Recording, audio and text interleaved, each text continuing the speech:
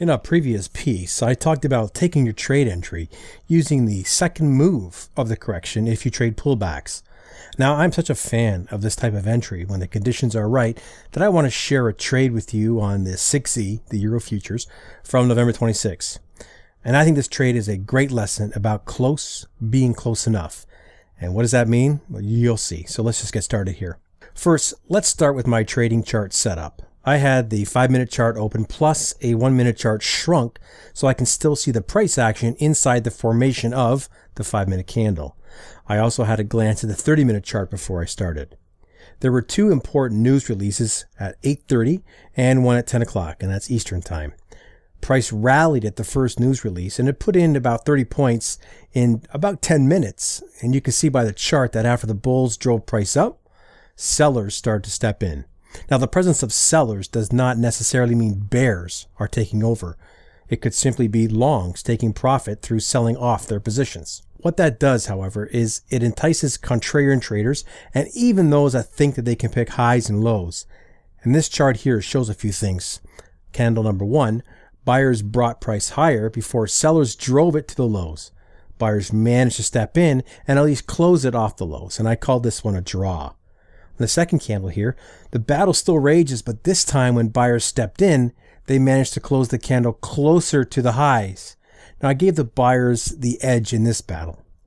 And number 3 here, sellers totally overwhelmed the buyers. So this brought an end to the first leg of the correction of the move. And now this trader here, he goes on alert, drawing your attention to the dotted black line.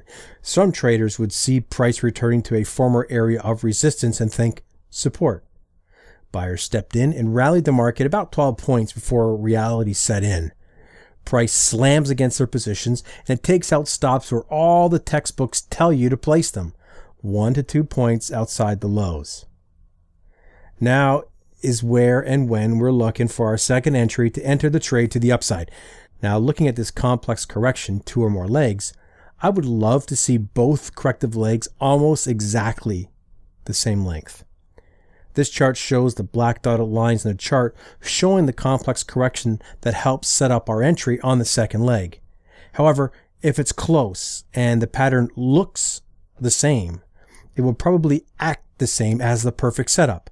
Close is close enough and sets up a pain-free and superb entry right off the low of the correction. The yellow is the 1-minute chart, which allows us to see earlier than the 5-minute chart the attempt to return to the upside. Close enough to the closing of the 1-minute chart, a market order is fired off. Now, even though there's a pending news release at 10, nothing in the price action gives an indication to get out of the trade. While not entering a trade right before a release is a good practice, I usually won't close a position before a release. Now, you can see that after the release, the market's still showing buying pressure as higher lows are printed up against the highs of a range. There is still no price action that is showing too much of a threat of selling pressure taking over.